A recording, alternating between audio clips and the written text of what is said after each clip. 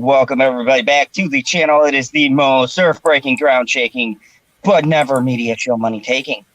The man, the myth, the legend, the most electrifying villain in YouTube entertainment today, General Zod. And today I have Elder Zod on here.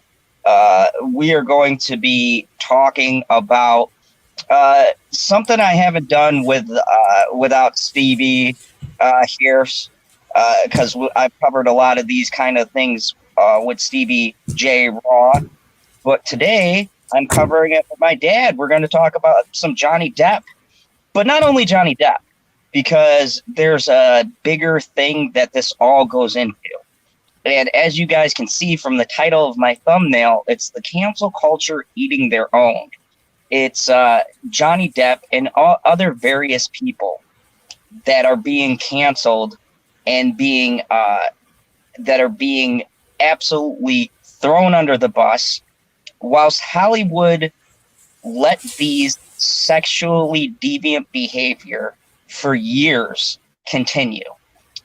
They fostered and they nurtured this disgusting behavior and then decided to take these actors and lay them on the altar of SJW politics and woke agendas. And we're seeing it played out. And Johnny Depp is the tipping point for people. It's enough is enough. And people are rallying behind someone who is just another victim of Hollywood and their selfish, manipulative games. And before we get started on this great topic, let me welcome some people into this chat. I'm super excited. We got Gary North, Lemon Pie. Yes, Lemon Pie. I gave you the power of mod. Don't abuse it. JD Fan, welcome. Aura of Peace, welcome. Shelby, good to see you here. Thank you for coming to my humble little channel. Tiffany, great to see you. If you guys don't know, Jamie Vick, welcome. Love to see you, Jamie Vick. If you guys don't know, all of these people have great channels. Tiffany does great stuff. Shelby does really great stuff. I really like Shelby Soup. Dad, if you haven't checked her out, she's kind of like, her bluntness is like mine. So I really enjoy watching her stuff. She's very real, very to the point. Some great stuff. So, yes, Shelby already on fire says the Me Too movement allowed a lot of this garbage. The only pay attention when women is the victim, not the perpetrator. Absolutely, I totally agree. So this is going to be a great talk. We're going to have some fun tonight, and we're going to just not only highlight Johnny Depp and Amber Heard, but there's another victim here that no one is talking about. There's a man who too was also accused with no evidence, and when he was proven innocent, swept under the rug, and that is Kevin Spacey. If you guys don't know, he was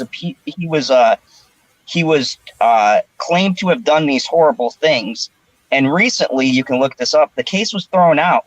It was all nonsense and garbage, and they destroyed Kevin Spacey's career. And his only crime was being gay. The allegations of him sleeping with younger age people, it was all bullshit lies. And the case was thrown out by the judge. So there's a lot of people who have been victims of this Me Too garbage, whether they are straight, gay, as if they're a white male, they've been thrown underneath the bus. I mean, is that a fair statement to say, Mr. Cole? I think there's been plenty of black and brown men that have been thrown underneath the bus. But, but you are right, especially men like Kevin Spacey and Johnny Depp. And, it's kind of funny because about 3 weeks ago, I said to my son, why do you have these Amber Heard tapes up? And I said, what is that all about? And then he was telling me, and I laughed at him. And I said, I just thought it was kind of ridiculous. And then I started doing research into it and stuff. And I was like, wow, I can't believe what's going on with him.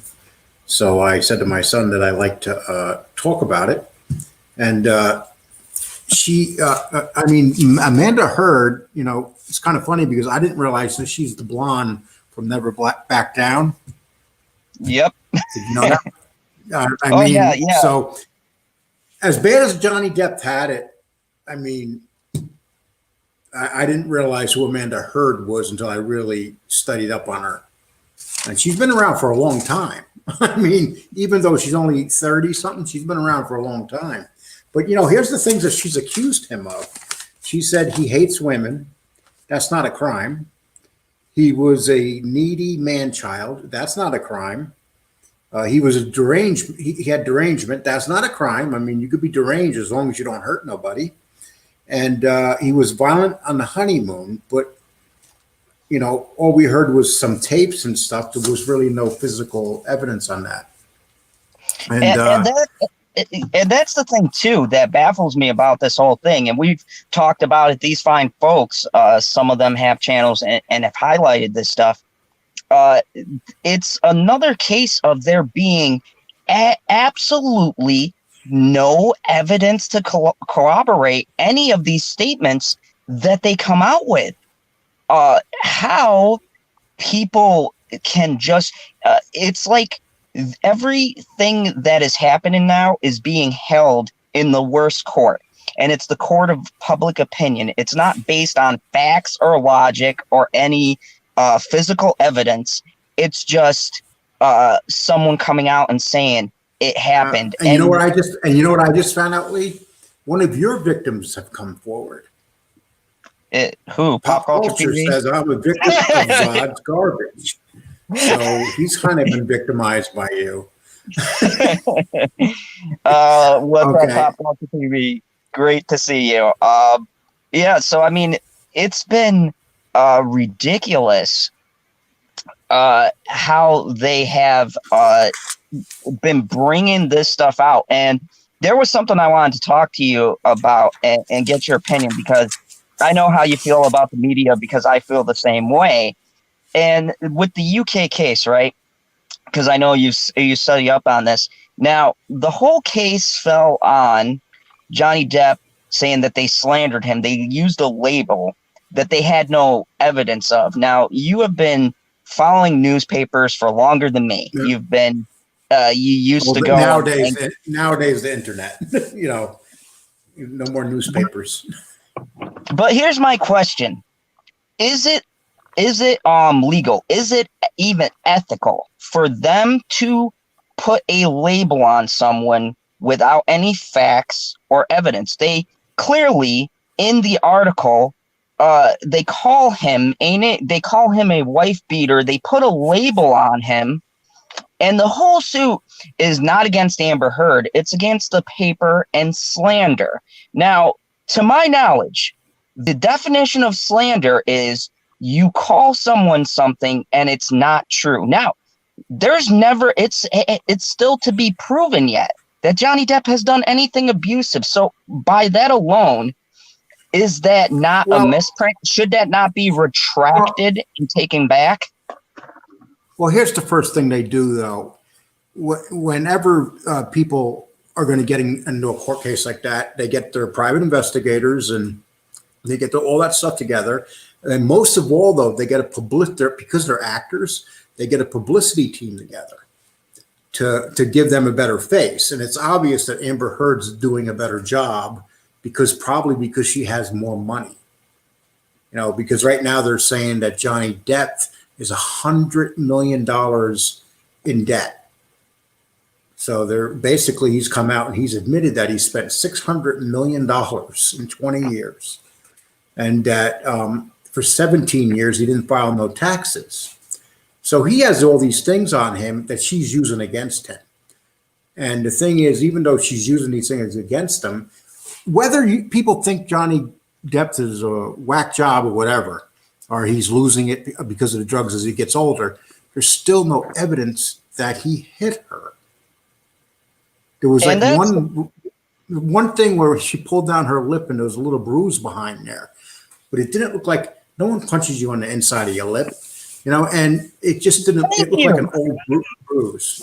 It looked like an old bruise that she showed.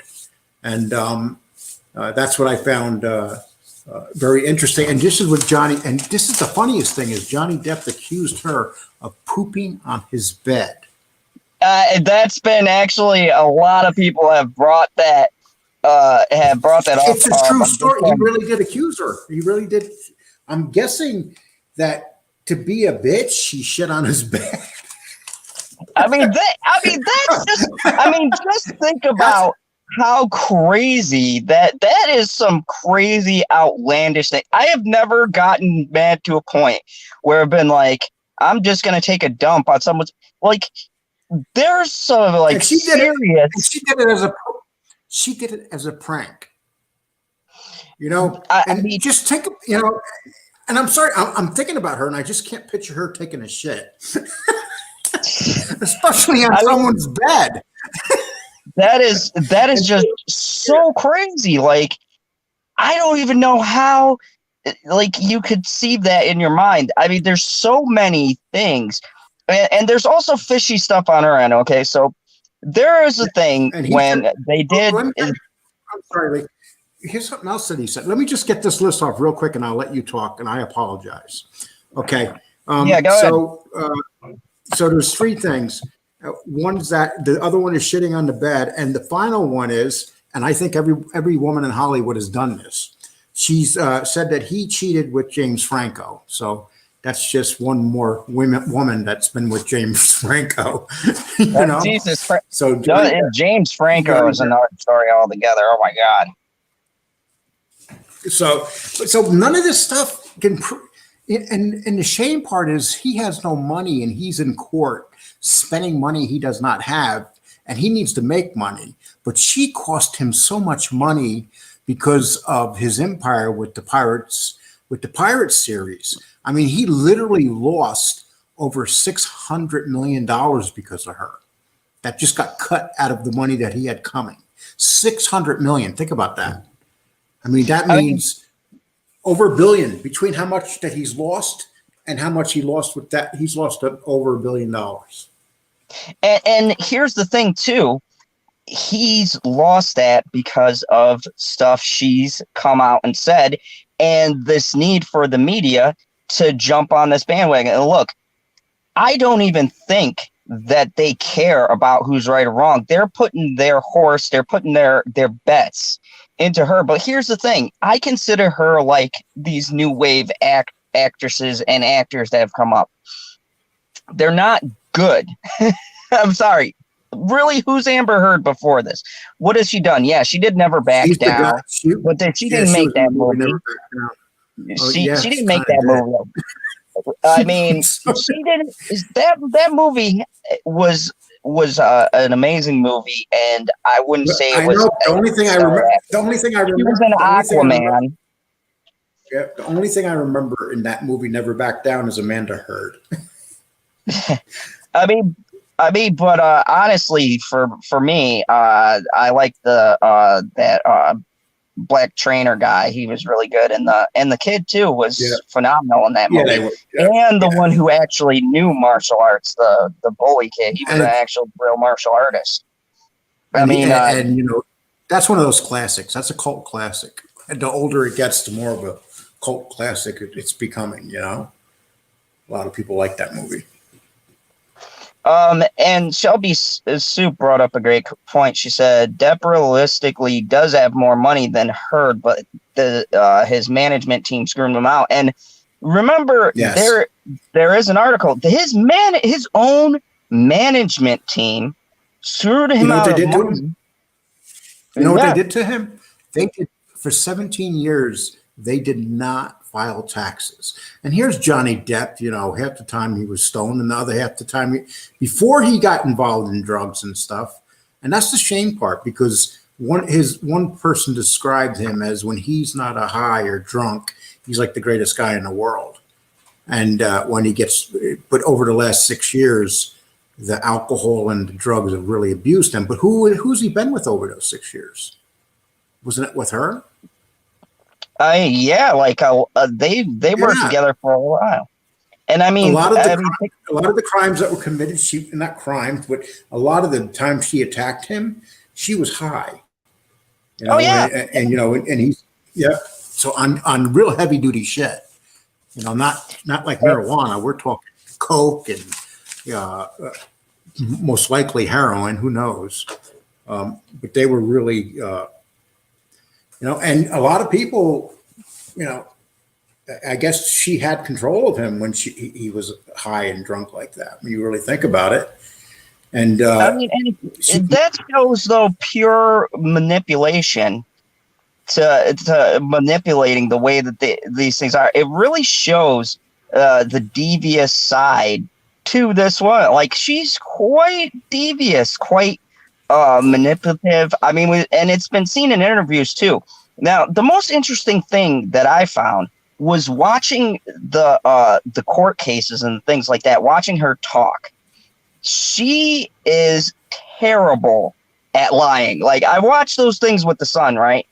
There's been literally times where she's backpedaled and she's double spoke on her own statements. And there were some times in the Sun case where you hear the judge kind of leading her to the statement that needs to be said. I mean, you could see it when you're watching that Sun thing unfold. And, you know, let me ask you a question, Lee. Let me ask you a question, Lee. You've been following this for quite some time, you and some of your friends.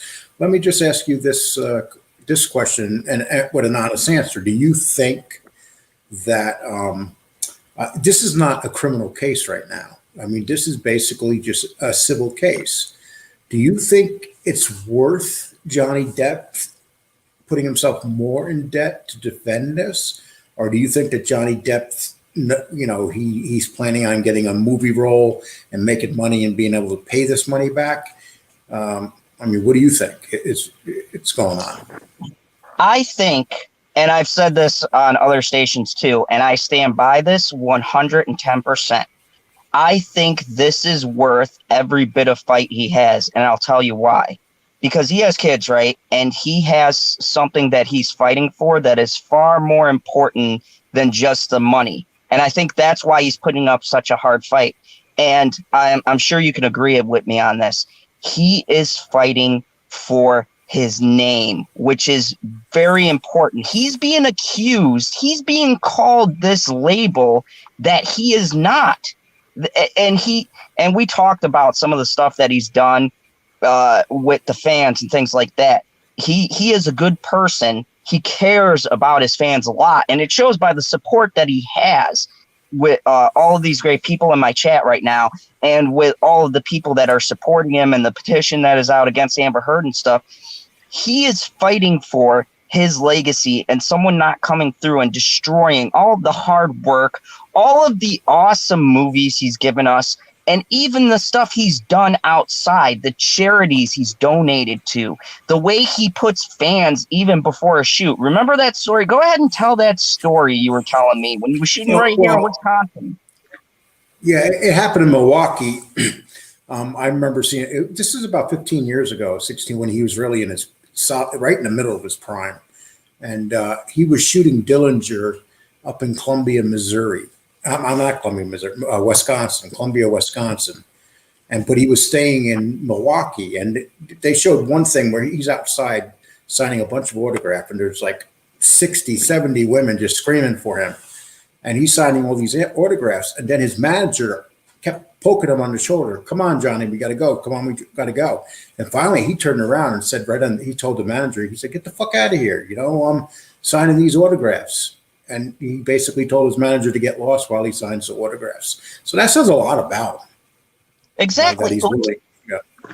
That he cares enough for the fans that he's willing to sit there and do.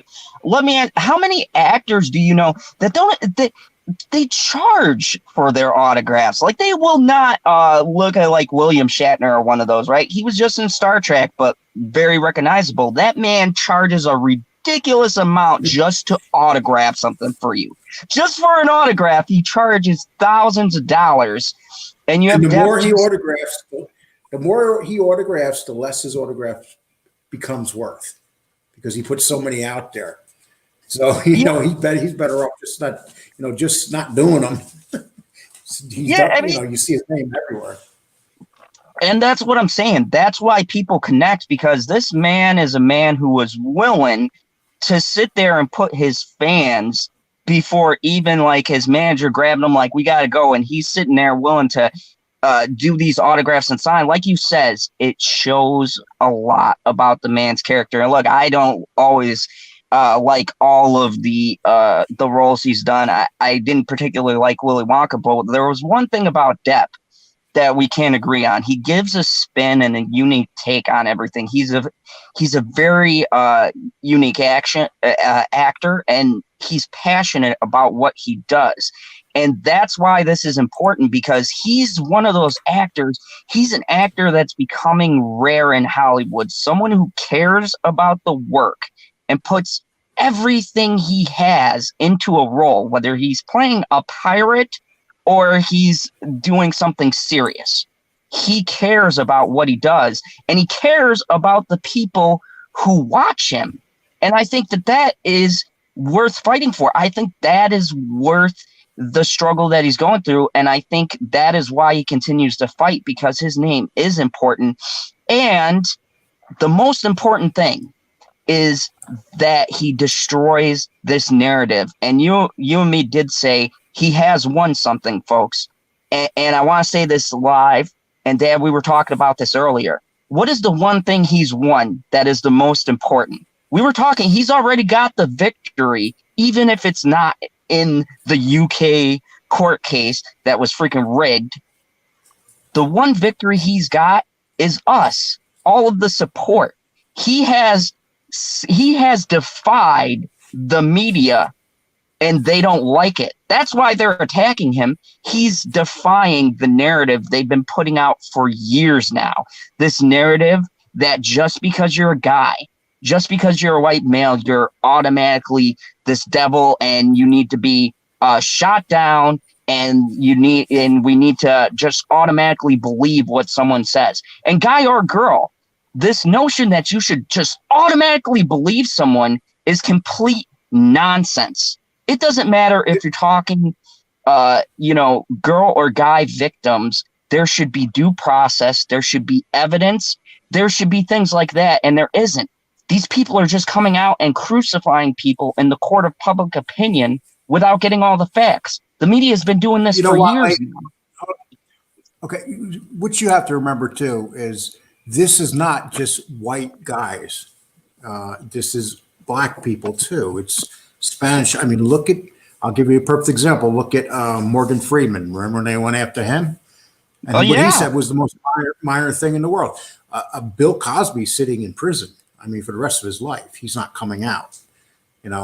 He probably deserved it, but the fact of the matter is, and like this show says, Hollywood cancel culture continues eating their own. What people that are doing this attack don't realize that sooner or later they're going to come for them too. Nobody's safe. It keeps turning around. There's nobody. I mean, how many? That senator from Minnesota? I can't think of his name. He used to be a comedian, but they got him joking around with his hand on a woman's breast as a comedian stunt in the airplane, and he lost his Senate. He had to resign from the Senate. And and these are liberals they're going after. So, this is so ridiculous, this Hollywood cancel culture, because it goes after anybody. It could be the guy talking that day about going after somebody else can have somebody going after him the following day, just like that. That's why it's better for them just to stop this. This is gonna destroy everybody, because there's nobody in this world that doesn't have something in their closet. Sometimes it may not be significant, but then it might be a closet like mine, really full, really high. So nobody wants to go in the closets.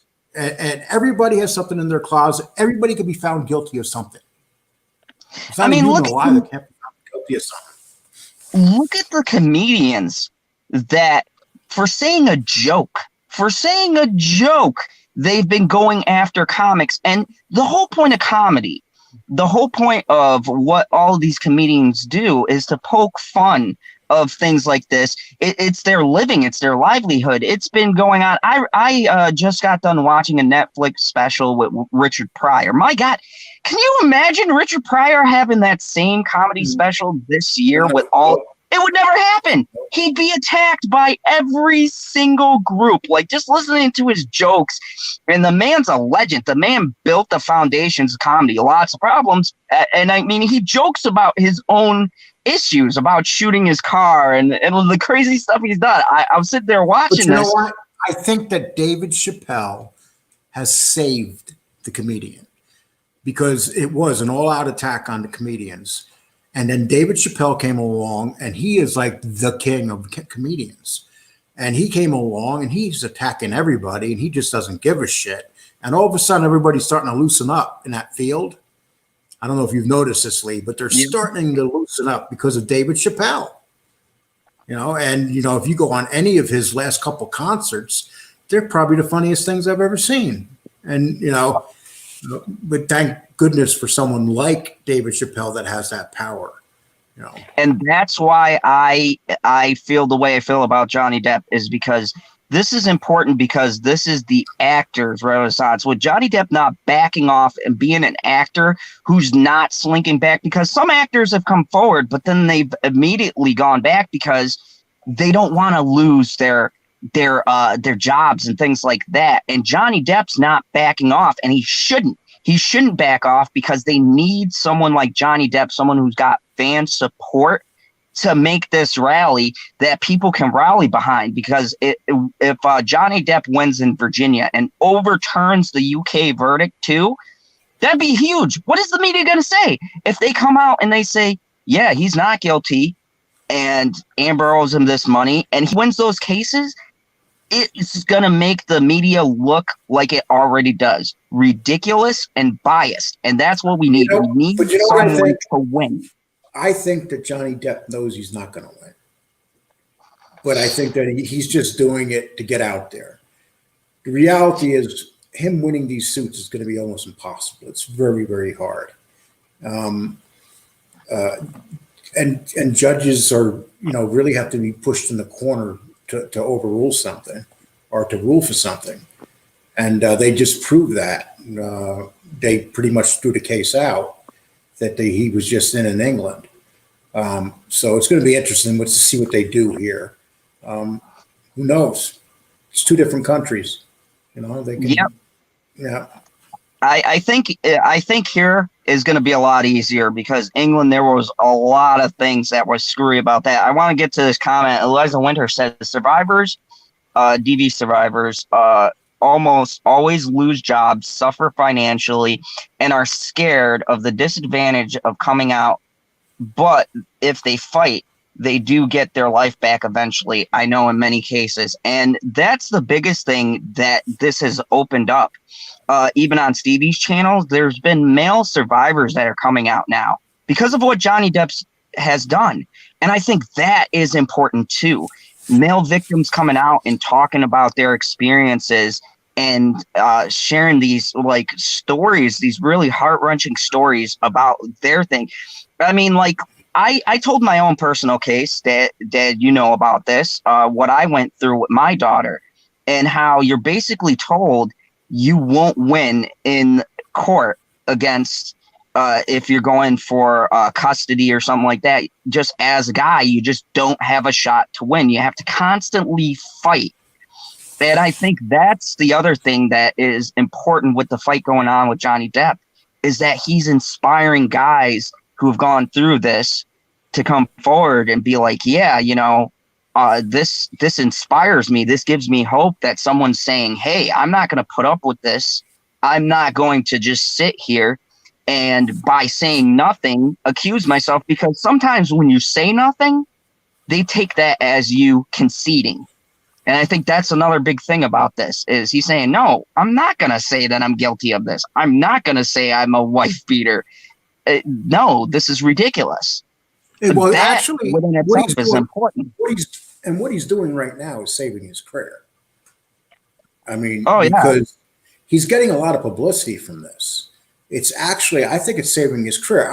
I think if he didn't do this, I think his career was done because everybody would have believed it. And then now that he's come out, you know, how many people, you see millions of people that are on his side. So I'm guessing that it's good he came out. Whether he wins or loses, he's actually won in the end because it's going to keep his career alive.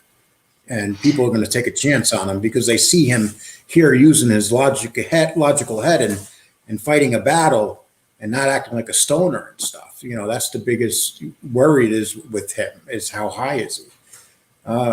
You know, he's saying that he's not doing drugs anymore and that he's fighting this. And let's all hope that he is because, you know, we want 10, 15 more good years of great movies from him. Absolutely. I absolutely agree. And I think you bring up a good point. And look, you know, with the whole drugs thing, and I want to touch that with you because you're older than me and you've seen a lot more, right?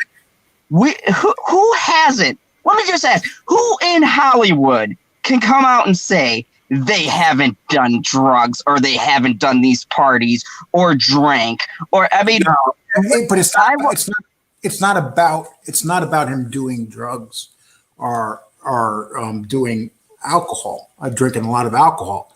What it's about is he's out of control. It's really but I mean, let's take some other people. We've had Kiefer Sutherland. We've had Robert Downey Jr. Right. You know, the list can go on. And these are guys who have had Charlie Sheen. How many times has Charlie Sheen had chances? Let me ask you a question. Have we heard from Charlie Sheen since then? Oh, yeah. Charlie Sheen self-destructed himself. Yeah, he's done, you know, and he was at the same level as Johnny Depp with drugs. I mean, and he has, if Johnny Depp stops with, you know, going on that road, he's at the age where he better stop. You know, he's in his 50s now. You know, he has to stop. That would be like me. You know, don't get me wrong. I did a lot of drugs in my life, but I kind of knew when to stop. I'm not going to do it as I get older because your body can only take so much. You know, and but I like to say one thing about men. You know, I grew up, and I was talking to Lee about this. I grew up watching my mother beating up my father every day, and my father easily could have knocked my mother out. And I remember one time she hit him in the head with a phone and he started bleeding. Wow. And I was about 8 years old. And the police came in the house and one of the cops took my father inside the kitchen and he looks at my father and goes, you know, Mr. Cole, why don't you just knock her the fuck out? You know, we'll come and we'll say that, you know, she deserved it. We didn't know that you hit her or whatever. So, and my father started yelling at the cops saying, you don't treat women that way. And I'm thinking to myself, my father never hit my mother back ever. But yet, you know, I've literally seen maybe 1,000 times where she's literally physically attacked him. So. And this is great because no one talks about these types of stories. No one brings out that side of it. Like what Aura of Peace said, 50 years old was okay and suddenly violent. No. Yeah. And that's the other thing that I call BS on is the fact that a person with no history of being violent, let me ask you something, Dad. How many guys do you know where their exes will come out and defend them? And Johnny Depp has had his exes come out and defend it. Like, how many guys do you know that can have that happen where their exes will come out and be like, oh yeah, he was a great guy. Never did. Like, that's mind blowing to me because 90% of the time your exes will not have anything good to say about you. You know, I think it really speaks to the character of the man that even people he went out with, people, you know, he's had relationships with, like, come out and say, no, he's never even raised his voice to me. Even in those tapes, you hear him going, I'm just going to walk away. I've got nothing to say. It's just better if we not do this. And she's in the background yelling, where are you going? Why are you walking? You know what I mean? Even then you could hear him walking away and avoiding the situation. So I'm failing to see where he's this horrendous monster that she's claiming the next minute. It just doesn't add up. It logically does not make any kind of sense. And Eliza Winter says, abused people can spiral down easily and commit suicide. Abusers cause and encourage a lot of his substance problem. So, I mean, you know, people do turn to that stuff and these in times where they're going through these really bad, horrific struggles. And I do think, though, that this is a sobering experience. And I believe that, you know, he's going to come out. And I'm really hoping in Virginia we're going to see something different. Like already this judge cannot stand her, just hearing what he said. She's made all these outlandish claims and the judge has shot her down. So I think she's already irritated this judge before she got in the courtroom. And that doesn't bode well when you're going to court. So it's going to be very interesting. Should we move on to Mr. Spacey now? Yeah, let's go to something that people might not know. And this all falls into the same thing. Kevin Spacey. And I'm really shocked no one has even talked about this because this poor man has been destroyed for absolutely no reason. So you want to give us what the case was about and then what has happened? Okay, well, and he's been proven innocent. Well, you know, they say that he's been with gay prostitutes, whoop-de-doo. And then they said that, you know, he is definitely gay, but they're saying that he likes young people, but there's only one person that came out and he did not even know the person face to face because they called the person John Doe. And then suspiciously, just recently, they've come, the lawyers for John Doe came out and said that John Doe has died. He's no longer with us. He's dead. He's left the earth. Wow. So that alone sounds really weird. Doesn't that sound weird? John Doe died, you know, and then there's another case in Massachusetts where they were going to convict everybody. The media was all over it. They were so sure that Kevin Spacey was going to be found guilty, and he was in a bar, and there was a waiter there, and the waiter claims that he was sitting next to Kevin Spacey, and for Kevin Spacey for about 11 minutes was rubbing his crotch. And I'm thinking to myself, dude, man, you sat there for 11 minutes and let him rub your crotch? I mean, like, you know, that sounds weird. Maybe 11 seconds, you know? And so he says he's there. And then this guy goes back to the motel and he says that Kevin Spacey started rubbing him in certain areas and making him feel uncomfortable. It's like, dude, you're a guy. You went back with Kevin Spacey to his hotel room, like 1 or 2 o'clock in the morning. What, you know, this is why, does anybody believe this shit? No, I mean, that sounds like another suspicious. He wanted to go hang out, play some cards with Kevin Spacey. He wasn't thinking that Kevin Spacey, you know, wanted him to go down on him or vice versa or whatever floats his boat. But the guy also had his girlfriend on the phone also. This dude had a girlfriend. So he's going back to, as he's talking, continuously texting and talking to his girlfriend, he's going back to Kevin Spacey's hotel room. This guy is like 18 years old, 19 years old, and Kevin Spacey's like 50. So, you know. Yeah, I mean, that's all sounds suspicious. Once I just want to give a shout out. Stevie J. Raw is here. Welcome, Stevie. He's been on my channel doing the Johnny Depp things. Good to see you. Thank you very much for stopping on by. But yeah. Well, here's the thing I can't understand. Who really wants to go back to a motel room with Kaiser Sose? Like, yeah. Or the guy from Seven that cut off. That's not the head. Yeah. You know, he did Hollywood a favor, and he cut off. Well, for a temporary amount of time, he cut off Paltrow's head. You know, that was a classic movie there. Yes, and you know, and Kevin Spacey is just a phenomenal actor, and to take, if they don't have better proof than this, this guy should be back doing movies and giving us great movies like he's always given us. But this is just Hollywood, just destroying everybody. And this could take us right over into Harvey Weinstein. Lee, I shared an article with you right there. Okay. If you could pull that up. Okay, well, this is about article. This is about Harvey Weinstein. So, if you remember, when he first got accused, everybody came running to his aid and saying that he was innocent. Mm-hmm. And then you got Meryl Streep, the greatest woman actress, probably one of the greatest actresses that ever lived. And she says that 5 years ago, actress Meryl Streep accepted the award for Best Actress in a Motion Picture for Iron Lady. And she says, I just want to thank my agent and God, Harvey Weinstein, the Punisher, Old Testament, I guess.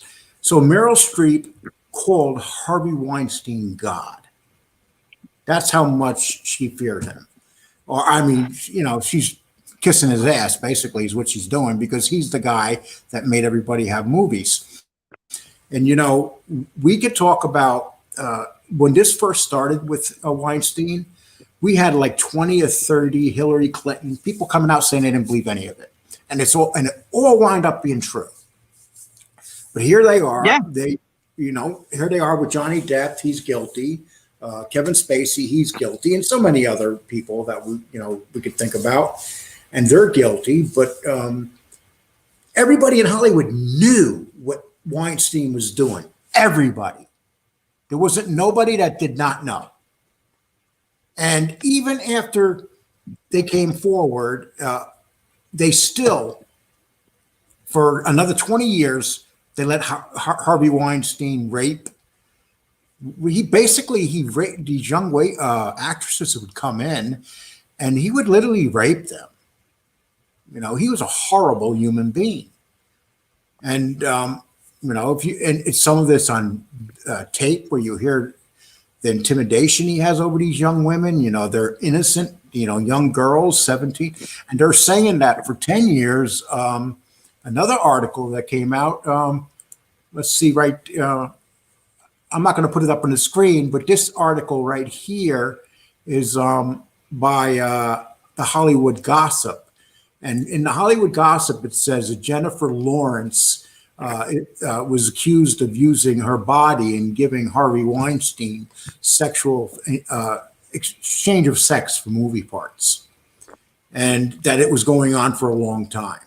And then she defended him too when it first came out. And Harvey Weinstein, he was always bragging that he had a sexual relationship with J-Law, and that's why she got all these great A-list movies. And she has not come out. She's barely come out and fought against this. She's not acting like it's not real. And she just made J-Law states, I have never had anything but professional relationship with him. Well, maybe her sleeping with him is a professional part of her professional relationship. Just think about how she worded it. I've had a professional relationship with him.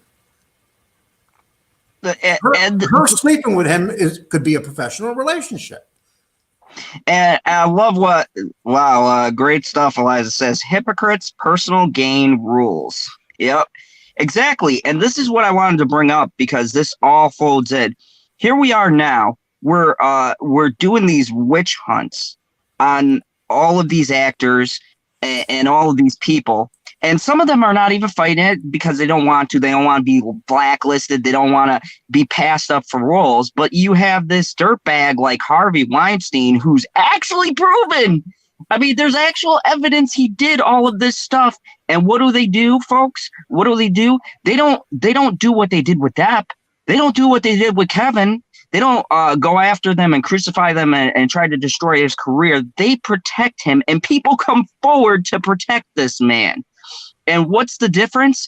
It's because He was a power player in Hollywood. He greased the wheels and kept it going. And this is the hypocrisy of this whole entire argument. This is the thing that really grinds my gears about this whole thing. So it's okay to protect a known creep and rapist and put him up on this pedestal, still give him rewards. They still use his name, the Weinstein Company, in movies. You ever watch those movies where it'll say in the beginning Harvey Weinstein or a Harvey Weinstein production? They don't remove that. They still have that in films. Here's the most amazing thing about his brother. Okay, him and his brother ran this company, Weinstein. And I feel really sad for his brother because his brother was so scared of Harvey Weinstein. Harvey Weinstein would brutalize him, talk to him like shit, push him, tell him he was nothing. I mean, people said that Harvey Weinstein was just horrible to this guy. Now Harvey Weinstein's gone, and guess who's in charge of the company now? His brother. The guy that he treated like shit. So bad. I mean, when this guy was talking about how he was bullied by his brother, it almost made you cry. I mean, it was sad. I mean, he was just a horrible man even to it. So this guy was a rapist. He was demented, twisted. He was on this power. And even Jennifer Lawrence. Jennifer Lawrence decided to go away, to take away, to use her body. So she was basically using Weinstein, and Weinstein was using her. It's a horrible thing that she had to do that, but she did choose to do that. You know? And this is why when you asked me earlier, why do I believe in this thing? What do I think is important about this Depp thing? This is why Depp standing up is important, because maybe, just maybe, these other actors will stop being cowards and being afraid if they could see someone who could turn the tide against the media and Hollywood, because the media and Hollywood forget one very important thing. They forget that you fine folks in the chat, that me, that you, Dad, anybody else, we are the ones who pay for their products. We are the consumers. And constantly, they treat us like idiots. They go after people we like. They destroy products that we like. They destroy franchises and things that we grew up with, things that we love. And then they expect us to roll over and accept it. How many crappy Fast and Furious movies do I have to watch? How many other crappy movies do I have to watch? You don't have to watch them. You don't have to watch them. You don't have to watch them. I mean, but just what I'm saying. I know I wouldn't watch them. You can have a gun to my head. I won't watch them. And that's the thing. They push out this subpar crap that they make for $250 million with these actors and actresses I don't really care about. And meanwhile, they're trying to destroy and get rid of these legacy actors who have sweated blood and tears for their craft, who give a damn about people. And they want to get them out. And, you know, I'll give you another example of you guys, everybody knows who The Rock is. And I just heard this. And this story is by Wrestling Insiders. Now, everybody knows who The Rock is. The Rock, nobody could picture anybody taking sexual advantage of The Rock if it's another guy. Can you picture that?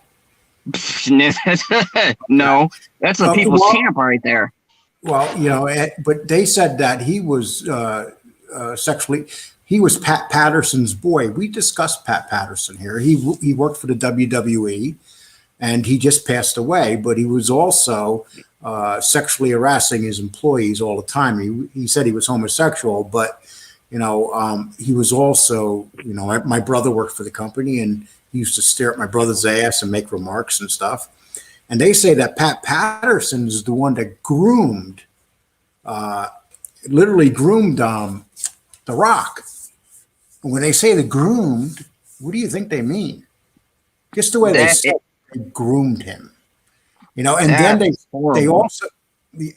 they also say that Triple H and Shawn Michaels would bully him every day that he was at work. They would like trip him, and you know, they were jealous of him because they knew he had what it took to become a huge star. And but you know, that's harassment right there, and that's man on man harassment. But you know, and you know, this is everywhere. This is in the workplace everywhere. It's I know. I know, and the thing, and the reason why I wanted to do this, the reason why, and thank you everybody who's watching. We've had 20 people. We're at 18 now. Thank you. I appreciate all of you.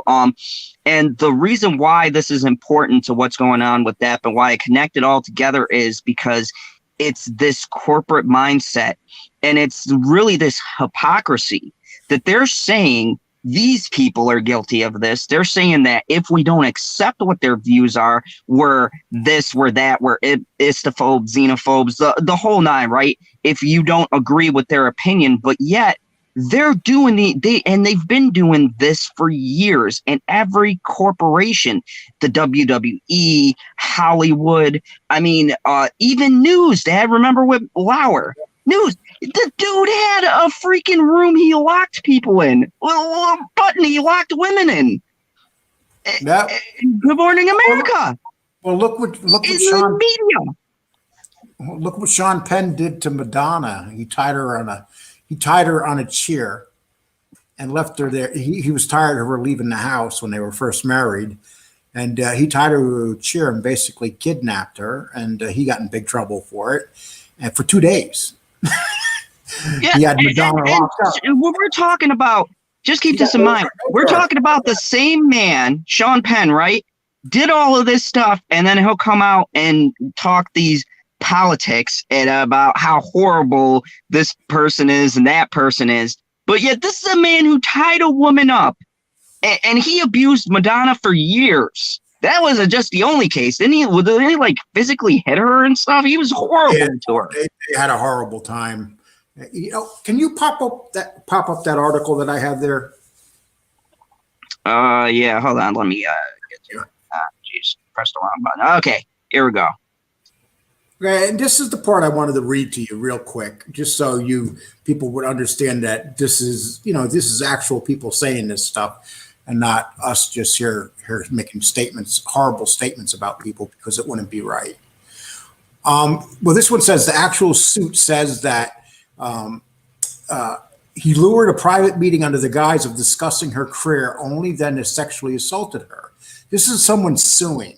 And what they did is they also added Jennifer Lawrence to the suit, because what they're saying is, though the actress is filing suit and has not been identified, one of the very recognizable names from the court documents came to people's attention.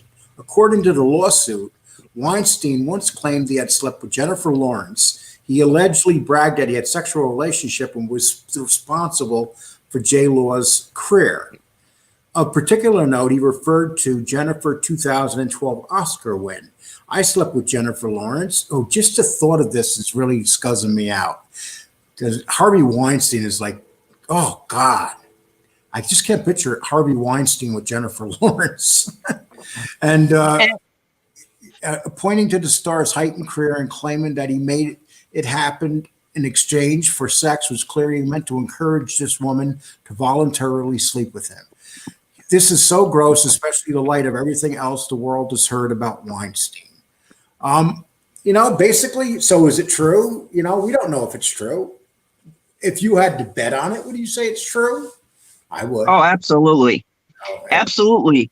And now we have this man who's been accused of this stuff and gets defended. And then we have these other two people who are innocent that don't get the same defense.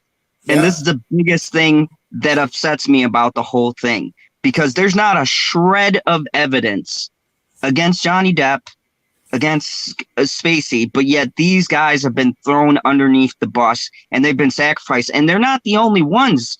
There's all sorts of stars that are getting railroaded by this. I can give you another one that's really interesting. Do you remember the movie Caddyshack? Yeah. Remember the kid that played golf with Rodney Dangerfield? Yep. Michael O'Brien, I believe his name is, somewhere along those lines. I think I'm a little bit off. But I was friends with him years ago. I worked down in Soho, and he was an actor, and he lived in Soho. And he used to come into our place every day, and he just made a couple movies, and his career all of a sudden stopped. And so I said to him, we were just sitting down one day, and I said to him, after Caddyshack, everybody thought you were going to come and you'd star. What happened? And then he just said to me, I could have become a huge star easily, but I chose not to sleep with guys that were predators. And basically, what happened is his career, because he didn't sleep with guys, was destroyed. Not destroyed, but I mean, he made some movies. He still makes some movies. You see him around every once in a while. But his career, he could have been an A actor, and he barely became a B actor. And it was because he refused to give in. And I never remember when I'll never forget when he said that to me. And, he was like point blank. In Hollywood, if you do not, there are a lot of gay men in Hollywood but they use their power, and they're just like straight people. Straight people use their power too. And so this is what they do in Hollywood. And so this guy's career was cut short because of it. I mean, this is the biggest part that just it really upsets me about this whole thing, is that now they think is the time for them to make this grandstanding. They come out and they say all these things about other people, but yet Hollywood has created this culture. Hollywood has fostered this culture of deviant behavior, of doing vile and nasty, horrendous things, and they're being called out on it. And instead of taking the blame and getting these people out of here who are actually the perpetrators, who are actually the people committing these horrible acts, they are blaming everybody else. It's the fans, it's this, it's that. It just tells me that they had a hard on for Kevin Spacey and they wanted to get him out of the way. For some reason, Hollywood did not, they no longer liked Kevin Spacey. So they were waiting for the littlest thing. And you know what? I'll bet you Hollywood sets these stars up too to get caught. When they, and that did happen in the 40s and 50s. They used to, with the executives of the studios, used to have reporters follow the actors around, and if they caught the actors doing something, they would take a picture of the actors doing it in the middle of when they're doing it, and then they would use that. These are the executives in Hollywood, and they would use those pictures to blackmail those actors for life, keep them under contract, whatever. They would turn them into drug addicts, and a matter of fact, if you've seen the movie The Godfather, which PB doesn't like because he doesn't understand it. Oh my goodness, we're not going down that rabbit hole again. So in that movie, there was a part where they cut the horse's head off and put it in the bed. But that guy, right before that happened, he was arguing, and he said, he was talking about the fictional character of Frank Sinatra. But Frank Sinatra was known to destroy women's careers. He would use his fame and his power, and he would destroy women. Literally stop their careers. You got to sleep with me. If they had a fight, Frank Sinatra would pick up the phone and just stop the careers of these women. So nothing's whatever we think it is. And I want to just highlight some comments here. We got some really good comments from people. We have our piece who says Gillian A. in one interview mentioned that she's very happy that she left Hollywood. She never liked it. Eliza Winter says, JD says he's always had problems with execs and waited to be fired every day. Apparently did not.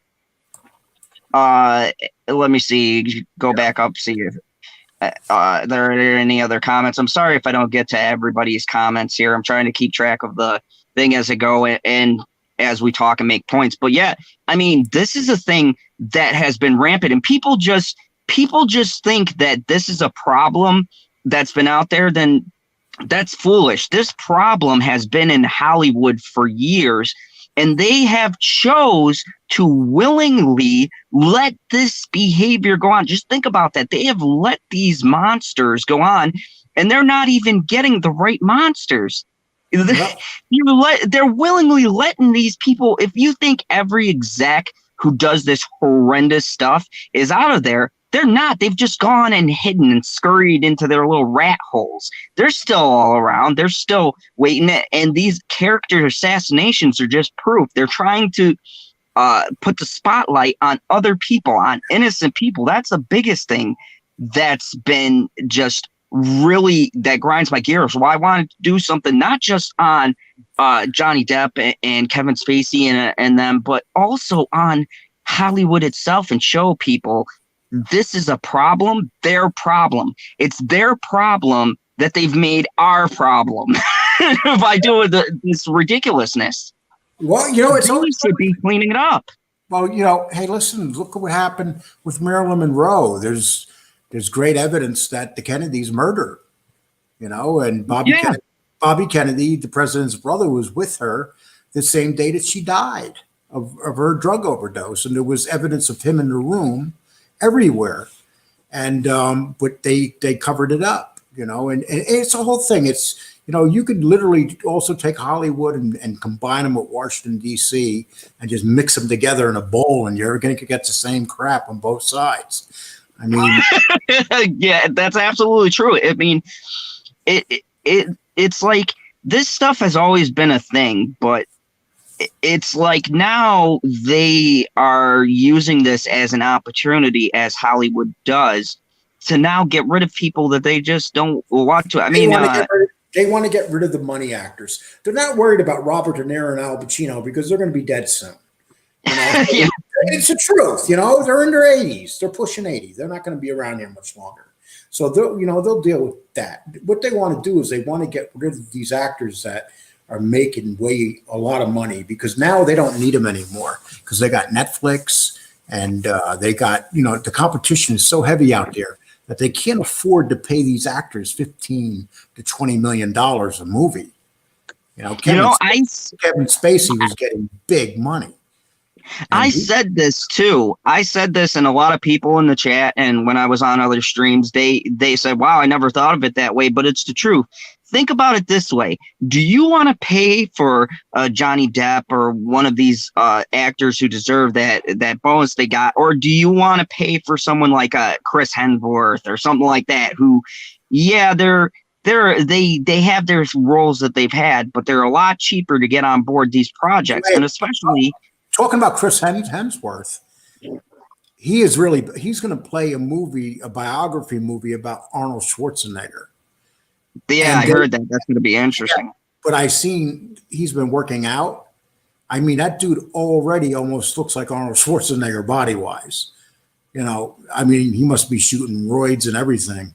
You know, that's what a lot of actors would do to gain a lot of muscle. They do roids, especially if they want a certain part. So the guy looks phenomenal. Oh, yeah, he does. He looked huge. I saw the last pictures. Aura of Peace said the theory is that Kennedy's wife was involved.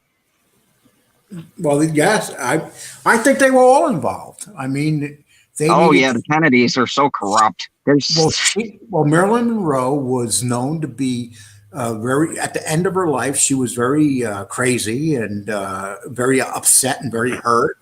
And she was about to sing. She was about to tell everybody about what was going on with the Kennedys, you know, and the same part, you know, and it's proven. I mean, the Kennedys, those men, I mean, look, Edward Kennedy killed a woman. There was a movie just made about it called Chappaquiddick.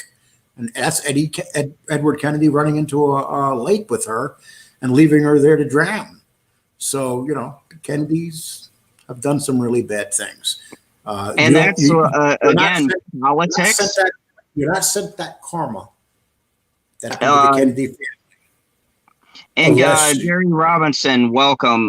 Gary's the one, Dad, if you don't know, Gary Robinson is working on a theme song for me with the General Zod thing and everything. So welcome, Gary. Good to see you. Yes, I'm always going to highlight that because I don't have musical talent like that. And he did an amazing song about Amber Heard. You can hear it when you hear Stevie's intro.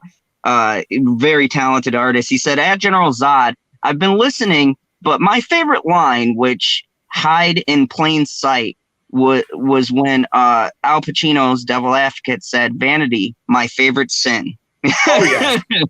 Oh, that was a great movie, and that was a great movie, and that was a great line. I personally think that's Al Pacino's best movie ever. A lot of people won't say that because he's made so many great movies, but that movie Oh was yeah. phenomenal. Him playing the devil, I mean, he was Oh just yeah. Especially the ending and all that, and Keanu Reeves was good in that too. Geek Style Tendency says the Royal Canadian Mounted Police just got 200 million sexual harassment judgment against them, going back to the 1960s, expecting up to 36,000 women to come forward. Wow, what's that about, eh? I want to come forward. I remember that. I was driving in a snowstorm. I got pulled over. It was horrible. Oh God. Like, I mean, it's crazy, these stories that you hear. And look, that's what I want to highlight, folks. You know, the people are sitting here wasting time in the media, and they're sitting here spinning their gears like they do, and they're talking about innocent people, as far as I'm concerned, because I haven't heard anything of concrete evidence. So I consider Johnny Depp innocent in this. Until I see some kind of proof that's tangible evidence and not just hearsay garbage from someone who's unreliable. And Until you we've know something, Lee, that is really interesting about this. I understand people like Donald Trump, and a lot of people don't like Donald Trump. But the reality is, Donald Trump, whether you like him or not, he is the one that literally pulled the lid off of Hollywood and Washington to show how demented and twisted these people are. And that's why and the media has come out since this, and look, this isn't political. This isn't going one way or the other, but we're saying since this has come out, the media, there's been one wonderful thing. The media has shown its colors more than ever. They've showed their bias in every facet, not just political reporting, but Hollywood reporting. Did you see that THR article? I've talked about it with Stevie J. It's like a hit piece on Johnny Depp from this female reporter. I forget her name. Anyone in the comments, you could say. She just goes on, and she is just like fluffing Amber's ego so much. And she sits there and she literally in her own article, she quotes something wrong. She quotes. I don't know. You said the reporter was fluffing Amber Heard, so I'm just trying to put this together in my head. Is that? I mean, to each their own. But anyways, this reporter. I might be old, but I'm not dead. This reporter, she comes out and she quotes something in the article that isn't true. And the funny part is, it was reported by her own paper. And this one fact shows that the media has gotten so lazy. I've even heard, newspapers quoting Reddit threads. Now, if you guys have ever been on Reddit, none of that is factual stuff. It's people quoting things and putting threads up. And newspapers that are supposed to be seeking truth. That remember the good old days when they did legwork and they gathered evidence and facts and they talked to people? They don't do that anymore. They Google stuff. The media Google stuff. Some people can make a claim, and overnight their claims picked up. The funniest is one, you ever see the guys come forward and say, I'm a UFO expert. Next thing you do, you see them on TV and you're like, what the fuck is a UFO expert? It's like, was that a class you took in school? There's UFO. I kid you not. This day and age, you have Bigfoot experts. There's literally someone, and I looked this up. I'm not even joking. You can go to school and get a degree to study on finding Bigfoot. This is what we've come to. And these same people will be the people writing articles claiming about these facts and things. And 90% of them are Googling. This new age of reporting, these new reporters are so lazy that they can't even bother researching their own paper stories that came out years before. This girl quotes something, and her paper. They don't use their feet no more. They don't use their feet no more to go look for a story. Now they go online. I mean, reporting, that's all over with too. I mean, that's part of what happened because of the internet. And you're right, Reddit. But the thing about Reddit, a lot of times, a lot of those people on Reddit know more than the reporters. Like, I mean, it's sad. I'm It barred is from so Reddit. I can sad. never go on Reddit again. I'm barred.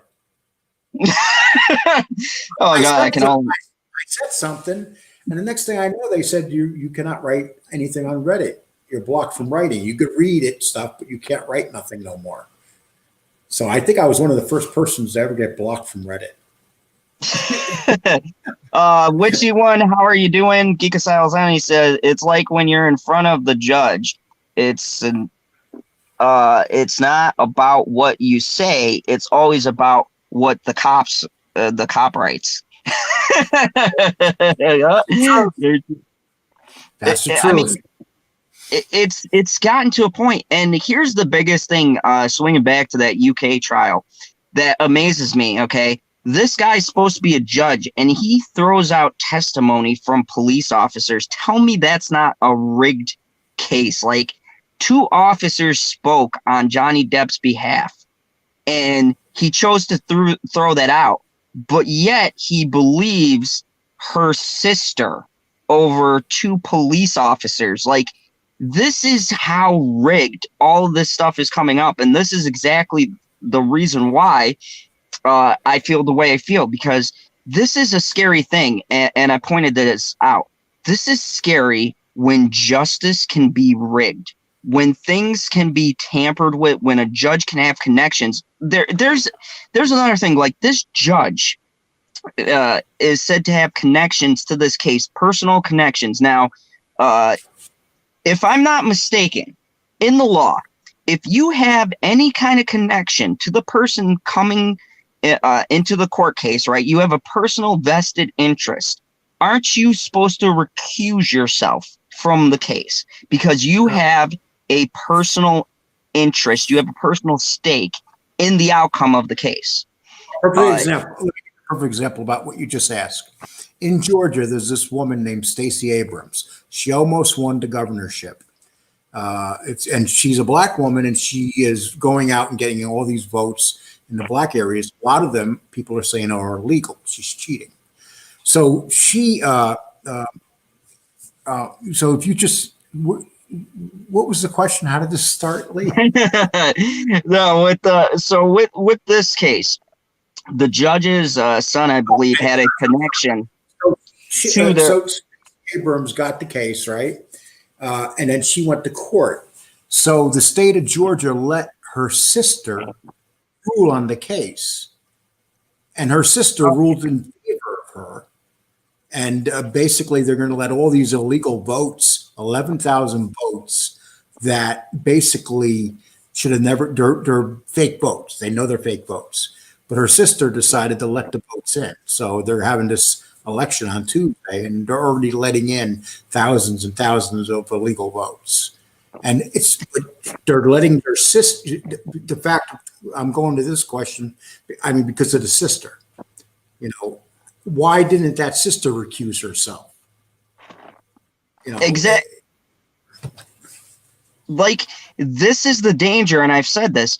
This is the danger when the justice system can, like, ethically, you are supposed to step back from something, but when you choose not to, the fact that he even weighed in on this case was a conflict of interest.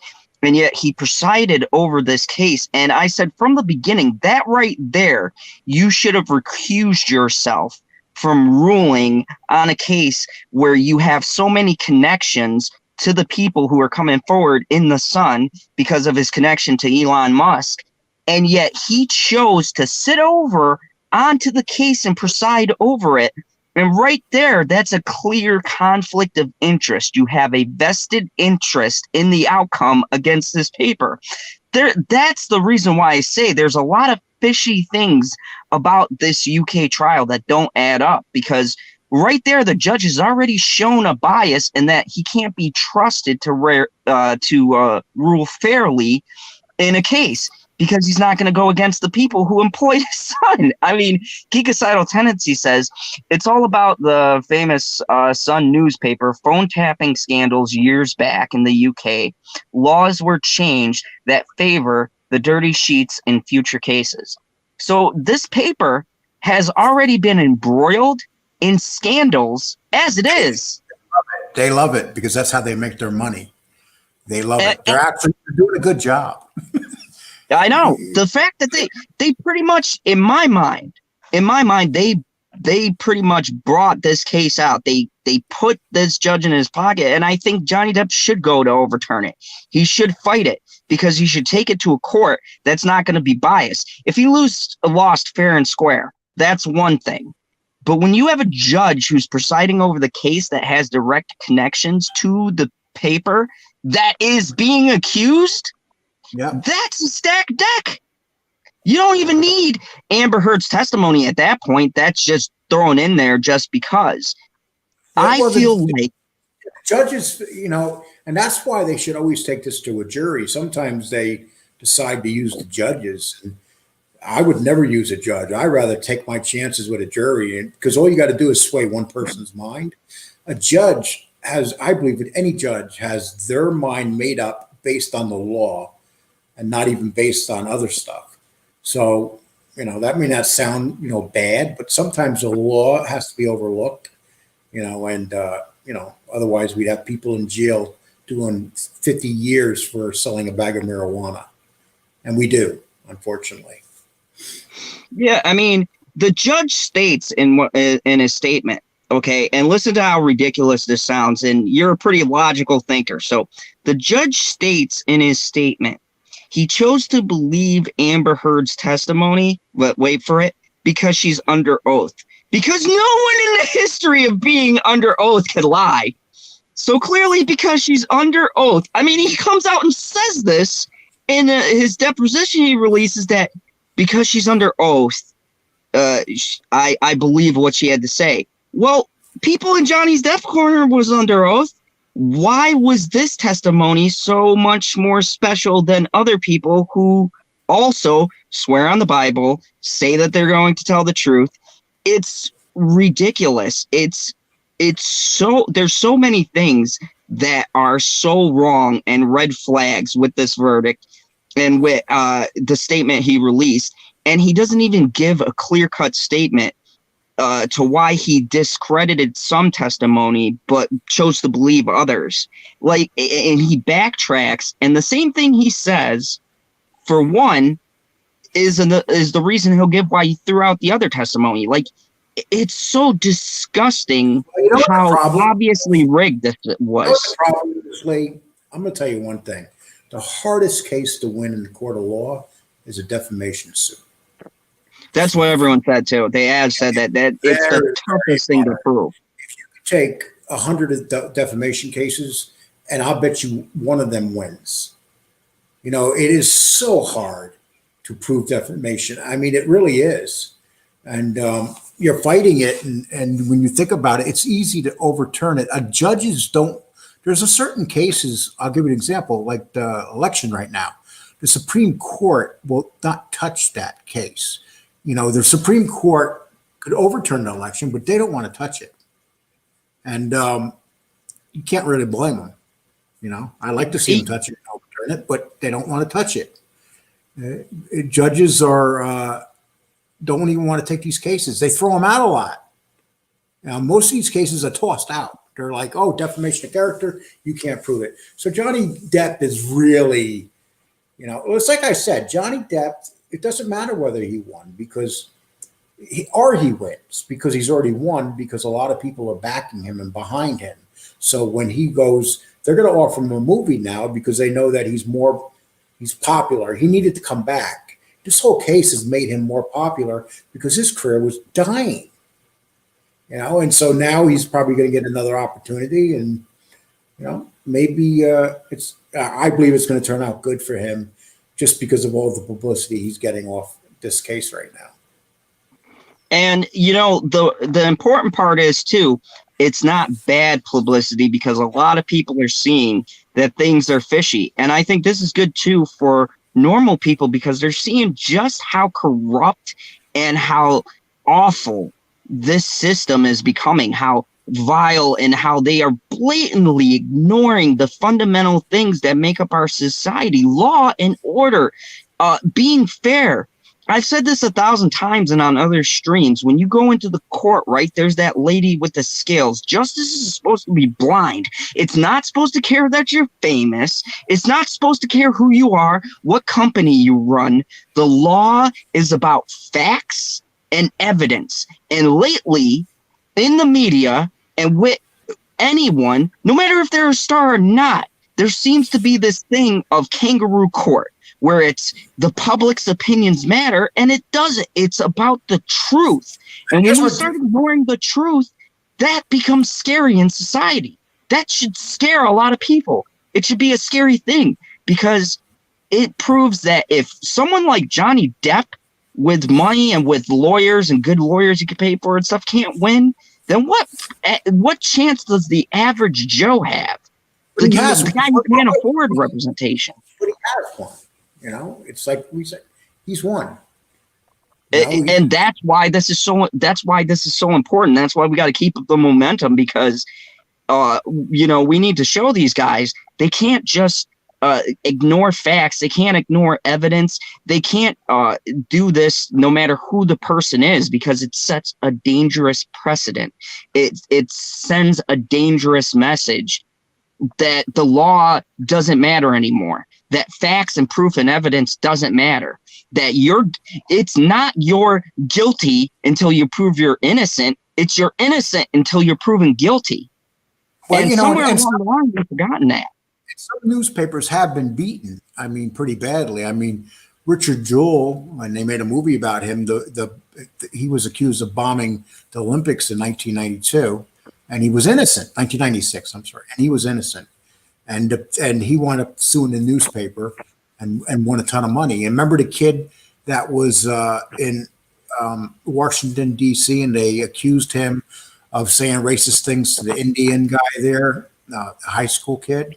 Yep. He sued CNN and about 10 other places. He won CNN paid him tens of millions of dollars, and.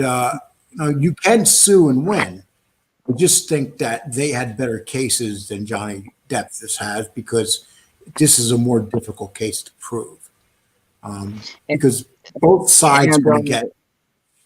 Geeky Style Tendency said, best marketing ever for the Sun. We nailed it. So he agreed with your point there. It was, pure marketing on the Sun's part, which is terrible, because they're just like, riding the way for the. I'm really waiting for someone. The Sun is so corrupt. But anyways, how much marketing? Look how much marketing they did against the president. All these stations attacking the president every day for 4 years. The amount of money spent in marketing for everybody to do that was incredible. And now that he's going to be gone soon, all those companies aren't going to make any money anymore. That's what it comes down to. They have nobody to attack. Don't attack Johnny Depp. Yep, exactly. Great. That's the statement of the night. Eliza Winter says, if JD does not win in court, he will win in TG court of public opinion, with millions of people opening their eyes to the corruption of the media, HW, and the judicial system. I absolutely agree. And Eliza, you hit the nail on the head. That's the important part. That's why I do these streams. That's why I chose to do this stream tonight. It is important for everyone out there, everybody watching, everyone who's going to click on my channel, everyone who chooses to listen to me, which, by the way, thank you. I appreciate it.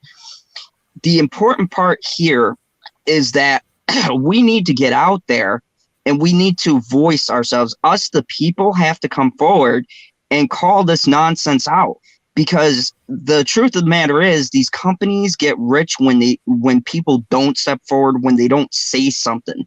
But when you have people who are pissed off, who come out and they're saying, I won't endorse this person and I'm going to take away money from this project. Look at that petition. How many people, let me ask you something, Dad. How many people do you think they lost that would have saw Aquaman 2, right? because I know you're not into those, but I mean, just think about it. Aquaman 1 made $1.3 billion. Lots of people saw it, right? They enjoyed it. How many people did Warner just lose? Because they chose to fire one actor, or I'm sorry, ask him to step down and keep another actor. They threw their hat in for someone. They voiced who they were supporting clearly. And now it's backfired. How many people do you think they're going to lose that they could have had watching that movie because they decided to choose a side and not do the right thing? Like, okay, if you want to ask someone to step down from a project because there's a lot of heat on it, that's understandable. But my position on it was, why are you going to ask Johnny Depp to step off of his project on Fantastic Beast, but you're going to keep Amber Heard on her project? Now, if you want to show yourself being fair and partial, then Warner should have asked both actors, actor and actress, to resign from their role until they've resolved this issue. Doesn't that seem like a logical thing to do? I think what they should have done is just stop shooting Aquaman altogether. I mean, no, just take. I started watching Aquaman, and after 10 minutes, I said, "Oh my God!" I just took 10 minutes of my life and just threw it away. No, but I'm saying taking the movie. The movie. I don't think it's the greatest movie either. But I mean, just taking the movie out of it, I'm saying, as people who have a role like that, right? And you ask an actor to remove themselves for one project, but the same person who's in the same legal battle, you keep on your other project, and you both work for the same company. Wouldn't it be smart on Warner Bros. Part to seem partial? We don't know. No, we don't know what's going on behind the scenes with their contracts. When they make decisions like this, a lot of times we don't know what's in their contracts. They might have one guy might say something in his contract that if he gets kicked off a movie, he doesn't get paid. And then the other one might have something saying if he gets kicked off the movie, he still gets paid. Which was what Johnny had. He still got paid for Fantastic Beast. He only shot one scene. He got that money. So okay. So what you have is you got these studios and they know what's going on behind the scene. It's all about money. It's going to come back down to money. You know, how much money do you think they'll lose though putting this out with people being this mad? I don't think that we could know because it's COVID. Nobody knows about these movies, how they're that is a fair point. I mean, there's a lot of movies that they were expecting to do well. I mean, COVID's going to play a big part in movies in general taking a hit. When people know that they can watch a movie online, they're willing to keep it sitting there for 2-3 weeks, just in the background, like, oh, I'm going to watch this movie. I'm going to watch this. And these movies are going right to Netflix or Amazon or, so many sites. So these movies are easy to get right now. It's not like going to the theater and, they're getting killed at the box office. I don't think you could really judge the box office right now. I used to do box office breakdown, and it's like you can't even, you used to be able to track this stuff, and see, I talked about this before with them losing that Chinese money, these movies are taking a hit. And you know what's funny? You know what movies are actually starting to make bank and money? The small independent films. Those independent films are killing it now. The smaller movies. Yeah, they're starting to kill it, because before you had big blockbuster nonsense, mindless garbage being pushed out that was hogging the box office. You have actors like Kevin Costner going to a hit show of his own. You got, you can name some big actors that now star in series on Netflix or Kevin Costner is on Paramount, and that's the #1 show on cable TV. So, these actors now, they're making less money, and they're basically playing a miniseries, and they're giving up that big movie thing. There is no such thing as, pretty soon, big movies are going to be done. There is no such thing as big movies anymore. There's not going to be any movie theaters, and it's going to be going directly to TV.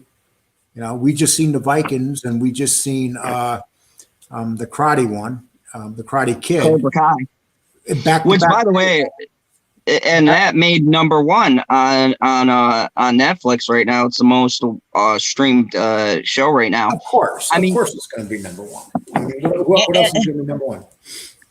And here's the thing that's going to be interesting to see, because like a lot of these companies, and you know what's funny about this whole thing that just has me chuckling on the inside right now? Big Hollywood was so conceited, so narcissistic. And remember when they said they weren't going to allow Netflix into Oscar contentions and all of that because they didn't consider them a real movie studio, right?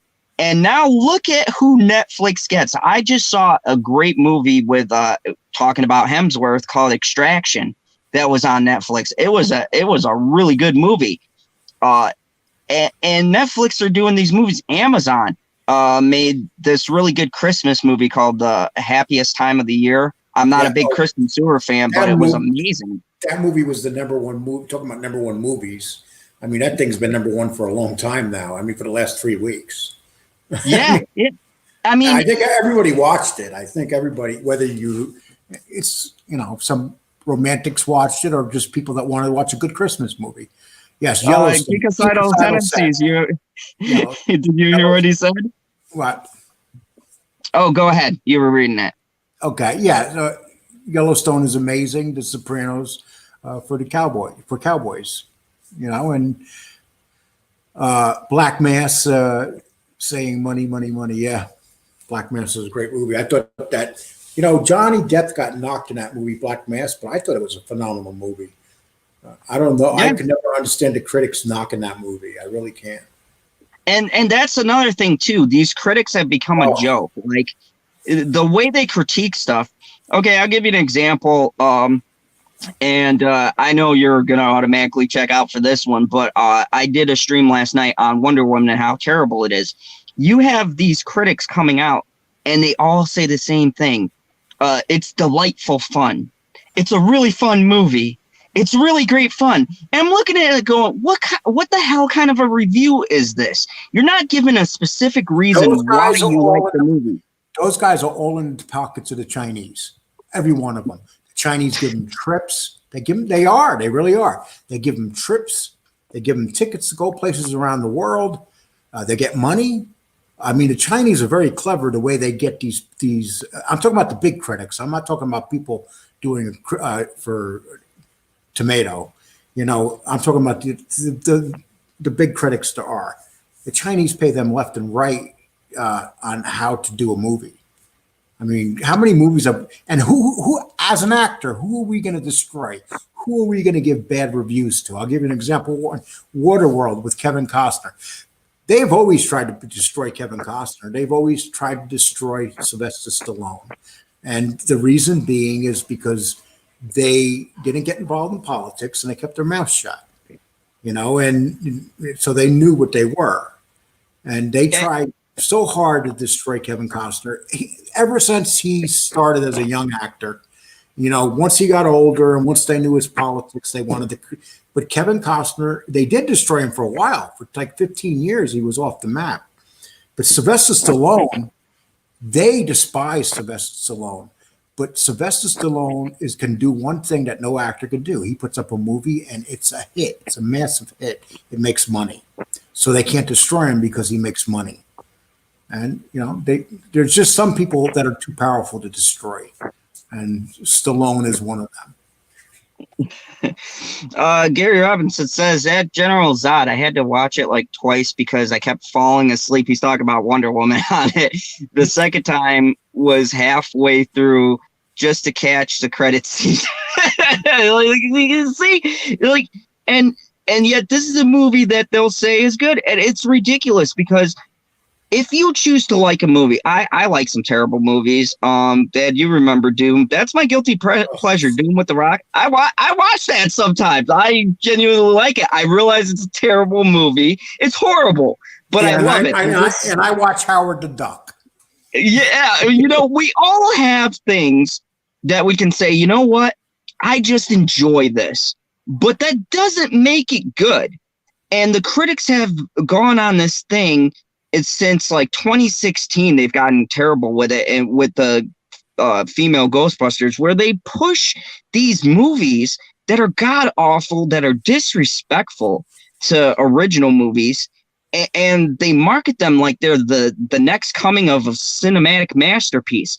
And it disgusts me because it's like, as a critic, you get paid, you make money to supposedly give your honest opinion, and it's not honest. You lie to people, and there's still people out there who believe these hacks. So they'll go and they'll get swindled into giving up their hard-earned cash for a crappy movie. It's disgusting. They do the same thing for plays and musicals. They, when they do a play or a musical, these people are so nervous, they sit down and they wait until the first review comes out of the show they just did. And if they don't pay off people, and I'm sure a lot of these people get paid off to put up a good review, because all it takes is one bad review. It's like a restaurant review. If you're a classy restaurant and you get a bad review right off the bat, or a couple of bad reviews online nowadays can destroy you as a restaurant. Yeah, it's like, when did we start taking these clowns this seriously? Eliza Winder said a few years back, there was the big hashtag Gamergate showdown that revealed financial connections between video game industries and reviewers / media. Same story in the film industry. Exactly. The video game industry has been so disgusting. I love video games. I've always loved video games, but there's been these games that they have pushed out, and these are games for like that kids can play and things like that. And they've had these nasty political statements and just this disgusting stuff in these games, and they get praised by the critics, but yet a game says something a little bit offensive and they attack it. One of my favorite games, Doom, they came out and attacked Doom because it made a reference to the social to the way society is. They had some kind of reference about snowflakes in it, and the critics like just came out and they just attacked, and they were calling for the gamers in the middle of production of this game to change the game. And my favorite company, they're called ID. They came out and they basically told them to F themselves. They go, "We don't answer to you. We answer to the audience. This is the way we chose to make our game. If you don't like it, don't play it." And not enough people come out and say that. And I had a lot of respect, because more people in this industry have to come out and say stuff. More people in Hollywood have to come out and say stuff. This is the problem that we have. And once again, swings back around to why Johnny Depp is so important, because he's coming out and he's highlighting it. He's calling them on their nonsense. Do you know what Donald Trump said? He had a #1 best-selling book, The Art of the Deal, years ago. It was one of the biggest selling books ever. And in the book, it says, never apologize. Never say you're sorry. And that's why they hate Trump, because he never says he's sorry, even when he knows he's wrong. But that's just part of his philosophy. Once you say you're sorry, you're going to be crushed. And that's it's funny you should say that, because Kevin Hart, remember when they took him off of hosting? Yeah. And he said, "I'm not going to apologize for a joke 10 years ago." But then he came out and he backtracked. And I thought that was the worst mistake, because it was like, you had a good position. You made a joke years ago. Why should you have to come out and apologize for doing your art, for doing your craft? You weren't serious about it. It was a comic sketch. It was a stand-up.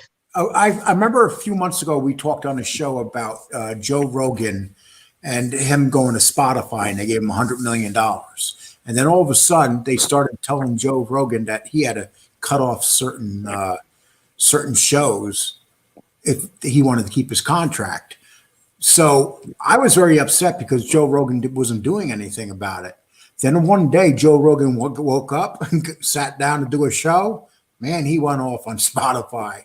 And he says, "I'm not letting you out of my contract. You're going to be paying me. I'm not taking nothing down. And that's just the way it's going to be. And he was attacking how bad he was saying how bad during negotiations. He was calling them snowflakes, that he had to deal with these people. He said he had to deal with these people that have to, that were attacking him. They were like, oh my God, we can't, Joe Rogan, he has to take down his show with Alex Jones, because they don't like Alex Jones. So basically, because of what somebody says, they're going to have to they don't agree with it. They got to take it down. And to give credit to Rogan is really, really been fighting it. And he's coming out and he's just saying, look, these people are, this is what they're doing. They're shutting down everybody from talking.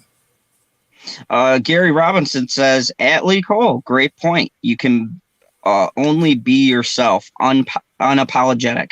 Yeah. Exactly.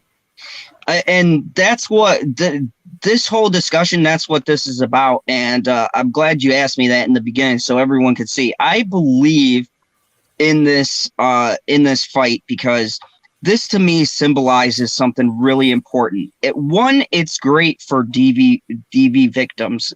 I mean, it's given the courage for people to come forward. I think that's really important, that so many victims are coming forward or speaking out, and they have courage because of what Johnny Depp is doing. I think that's great, that it's inspiring people to want to come forward with their stories and that they can find strength in that. And I think it's also important because he is not backing down. He is staying committed to this fight, and he's showing the rest of these people who are going to eventually be attacked, you don't have to put up with this. Don't let someone drag your name through the mud. Don't let someone call you something you're not, even if you have a fear of not getting a role or you're going to be casted. Here's a prediction I'll make. It's 11:42 and right now Central Time, and it's January 2nd, 2021. Here's a prediction I'm going to make. I predict that within the next 6 months, that Johnny Depp will be doing some type of series on either Netflix or Amazon. Oh, I didn't even tell you. They're considering him. So Tim Burton is said to be in talks with Netflix to do an Addams Family series. And guess who he tapped? Johnny Depp. He tapped Johnny Depp. And I was saying, I'm willing to bet, because you know how Netflix are. They especially don't give a crap about the mainstream media because they've attacked them.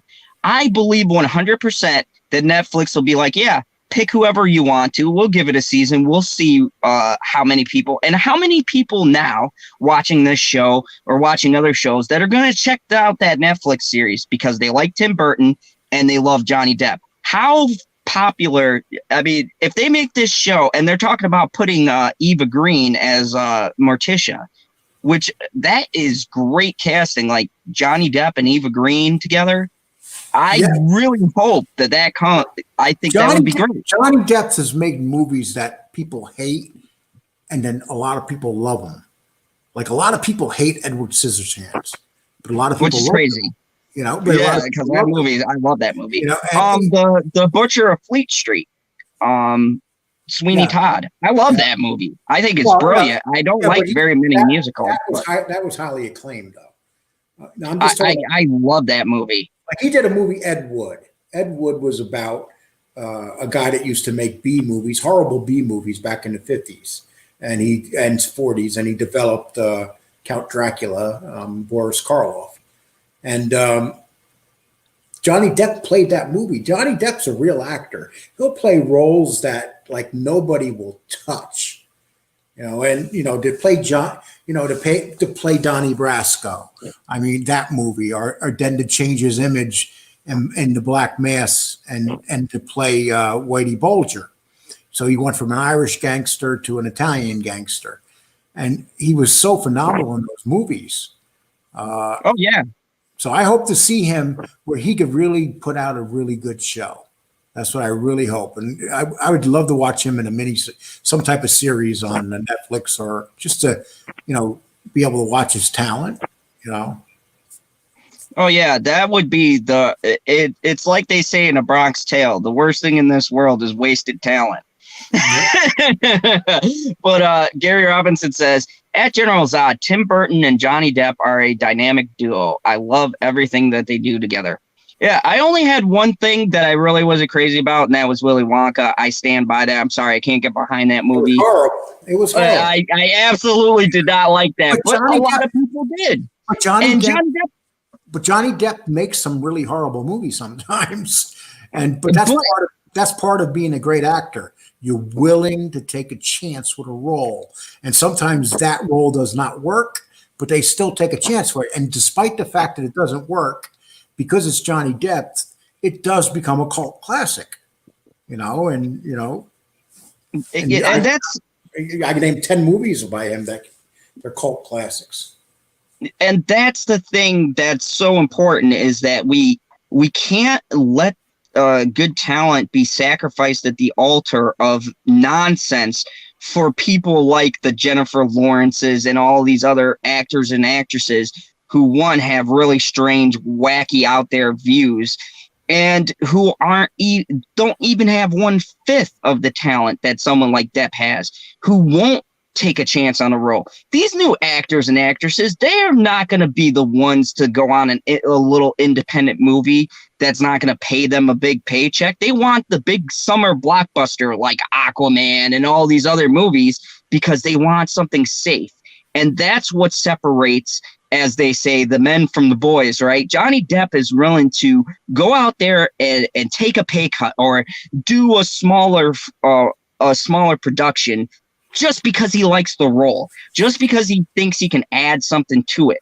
That's talent. That is a gift. That is something that not very many people in this world can possess, and everybody wants it, but very few people have it, is that ability to just do something just because they like it, just because it speaks to them. Like, I mean, isn't that the shame part about this, Dad, is losing someone who just does something because it's what they want to do. They think they can add to it. I'm more worried about losing Johnny Depp because of the same way that we lost Heath Ledger. I'm more concerned about Johnny Depp going that way, because you can only keep your life out of control for so long before you just hit a wall. And hopefully this whole thing with Amber Heard has woken him up, and he won't do that. But if he does do that, his career is going to be over shortly.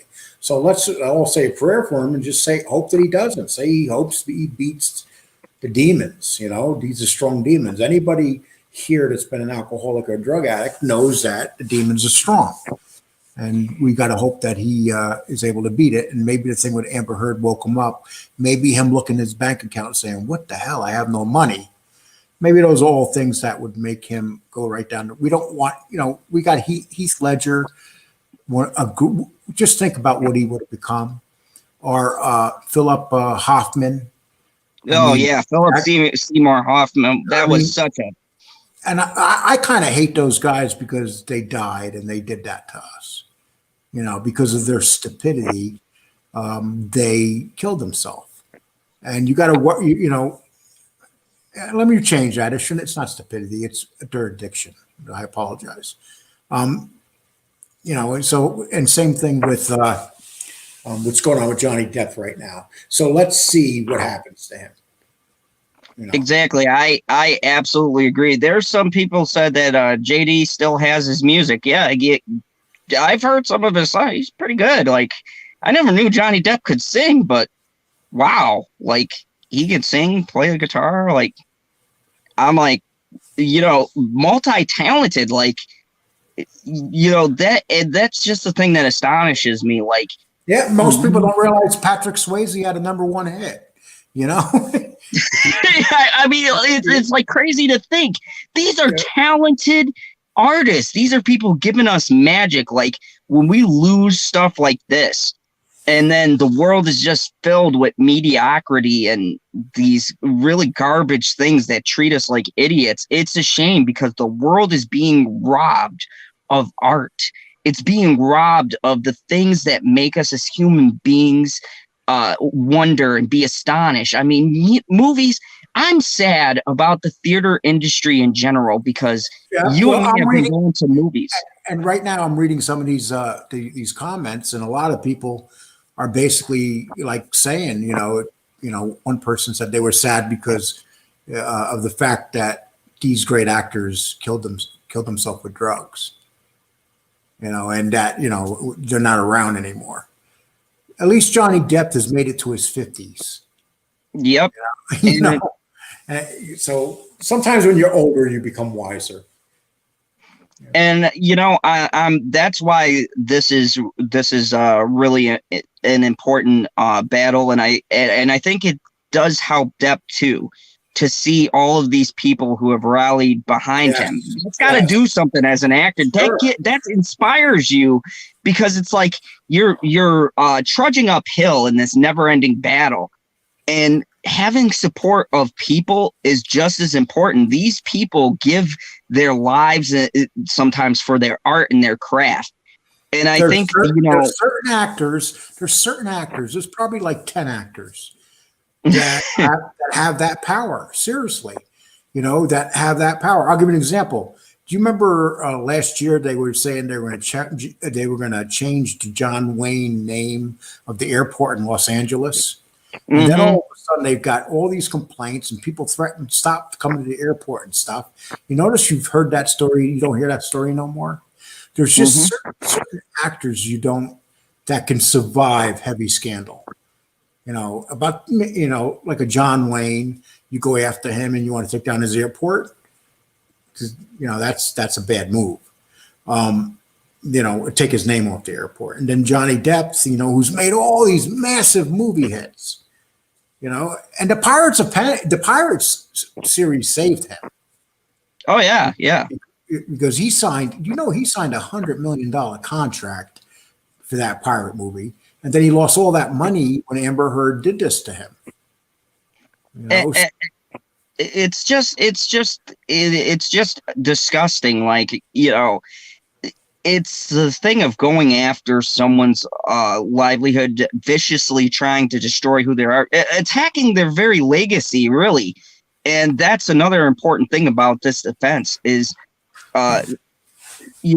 keeping that legacy preserved and, standing up for what you believe in and not letting someone tear you down over something that is not true. In my mind, I felt like, look, this is not true because I haven't heard any concrete evidence. I haven't seen real proof. There's nothing concrete. And that's the biggest thing that upsets me. But yet, what I think happened? I think what happened is you put two people that were very volatile people, very on the edge people together. Then you put a man who's 50 with some young girl. That's another strike. There's a bunch of strikes here. First of all, they should have never been together. And then and then on top of that, the girl turns out to be a real whack job. So you put it the best. Oh man, someone clip that. A lot of people. So she turned out to be a whack job. So he chose himself a crazy ass bitch. And this woman shit on his bed as a prank. You gotta give her dues for that. Get it? Dues? Oh my god! Oh, that is all. But yeah, I'm just picturing this in my head. Amber Heard saying, "I'm gonna play a prank on him. Well, I'm gonna go on the bed right there and take a dump right on his bed." I'm like, really? Really? I mean, what woman does that?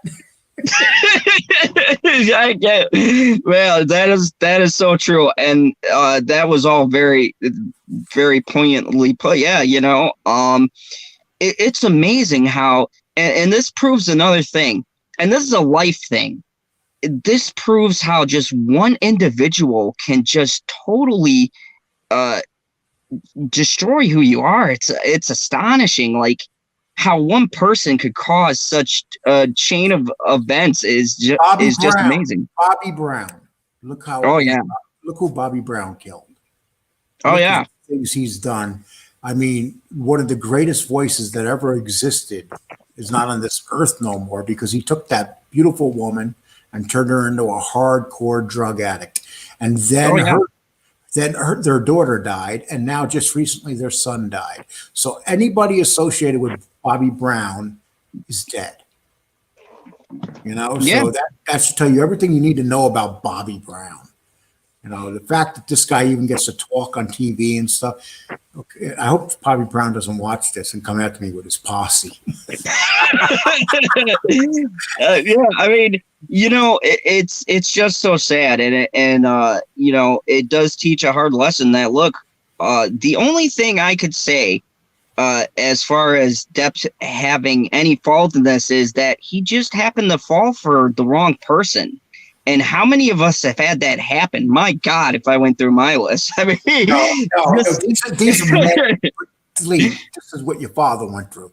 These are guys that are 50 and they're trying to date 20-year-olds or 25-year-olds. It just doesn't work. No, because it's the age difference. It's an incredible age difference. We're not talking like you and your girlfriend, Lee. You guys are at least, fairly young enough. Yes. Lee met his girlfriend in the schoolyard.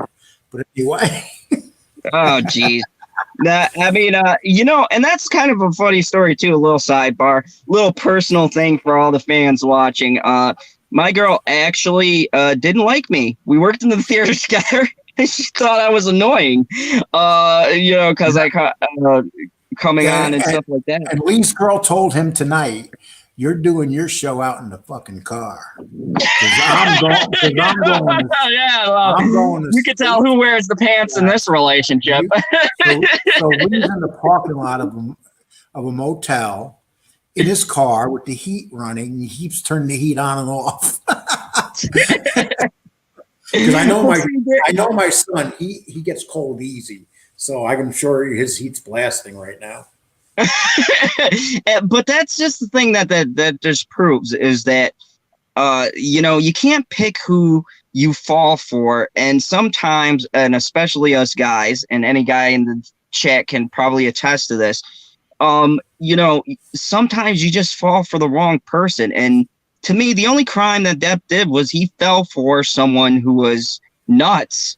And, Can you read that's the real shame part. Can you read Gary Robinson's last one? You just put it up. This one right here? Yeah. Oh, it says, when I was in Atlanta doing music, I met Usher. Loved his music, but he's a complete diva. Yeah, I mean, it's the lifestyle, it's the way, and there's tons of actors who this has happened to too. These guys nowadays, they're not like Tupac Shakur and Biggie. These guys now that you get in an argument with them, they'll call their lawyer. They don't even think about being thugs anymore. Some of them do, and they wind up dead. But guys like these guys are so rich that, like the one that Usher. Yep. Those guys are so filthy rich that it's. Well, Lee, I'm going to have to wrap this up if you want to wrap it up and talk about, my station. Oh, yeah. So everybody go check out my dad's station. It's Lee Cole. Well, what you should do, if any people could do this, I just did a show today on Mitch McConnell, who betrayed Donald Trump. If you like that kind of stuff, I did a video on that. But if you go to Lee's Twitter page, did you put that on your Twitter page yet? My video? Yeah, I got some videos that of his that I've tweeted out. So go check out my Twitter page. You'll find my address on there to my site. And Lee's still trying to figure out how to put it in here. So yeah, one day I'll get this YouTubing thing down. Maybe you should ask PB. PB could probably tell you. Yeah, definitely true. But thank you everybody for watching. We had 20 people watching. I really appreciate the support. I'm at 530. Thank you everybody. You've come into my streams and listened to me, and look, I'm passionate about what I talk about. I never take up something unless I believe in what I'm talking about. And I believe very strongly in this fight because this is very important. This is important because we can't let the media, we can't let these shows, this Hollywood elitist garbage that they peddle out, we can't let them dictate what we believe and what we feel. We can't let them destroy talents just because they feel like today's the day they're going to destroy this person. And half the time it's people who don't deserve it, who are good people, who give us great art. Listen, I got to say something, and I just want everybody to know. Over my shoulder, behind me, there looks like there's a big jug of marijuana. Okay, just so you know, that's not. Just so anybody gets the idea, that is my partner. She makes lotions, and that's herbs that she uses in her lotions, not marijuana. Yes, people, those are herbs. Yeah. More behind. Well, let me put it this way. That thing over my shoulder is legal. That's as far as I'll go about it. But, you know, thank you. And Horror Piece, you're 6 a.m. in the UK and watching me. Thank you so much. I really appreciate that. Geekicidal Tendencies, I appreciate it. And all of you guys who tune in really late or really early to watch me, I appreciate it. I appreciate you guys coming by and listening to us talk. Hopefully we've illuminated some different things for you, that this is a bigger issue. It's not just Depp, Heard, Spacey. It's this corrupt system in general. And we've got to call them out on it. We've got to rally, and we got to let our voices be heard, because the minute you stop speaking up, the minute you stop talking, the minute you give in and give these jerks, these leeches money, is the minute that they've won. It's the minute that we've given up our very souls purely for garbage. You know the funny thing right now, when you talk about the movie industry getting money from us, now they're fucked. You know why they're really fucked? Because they're no longer getting money from us. What they got to do is they got to negotiate with Amazon, Netflix, and they negotiate with those companies, and those companies say, we'll give you this percentage, whether you take it or lose it. So they cannot rely on us. The movie industry has destroyed itself, and they're so stupid they don't realize what they've done to themselves. So they've lost their income. Is going to go way down. You're going to see studios die, even major studios like Fox Studio and stuff. You're going to see a lot of these studios go away. And it's going to be because they're not making money. Now they got to go to Netflix and say, how much money will you give us to play this movie on your station? That's it. It's going to be based on. And as far as I'm concerned, they're getting exactly what they deserve, just based on everything we've brought up, everything we showed you, everything we talked to you guys about tonight. They've created this whole situation, and you know, they're trying to take down everybody with them. And I think people are really waking up and seeing that, you know, this isn't right, that, you know, they need to be held accountable for their own mistakes. They need to pay the piper. They need to be the one to now suffer the consequences, not somebody else, because they need a sacrificial scapegoat. Lee, Gary said to me, great to meet you, Lee. I'd just like to say, Gary, thank you. And I think that I have a library of maybe 20 videos, and some of them are really interesting stuff. So if you do go over to Lee's Twitter page and look me up there, I'm on his page, or you'll see my page.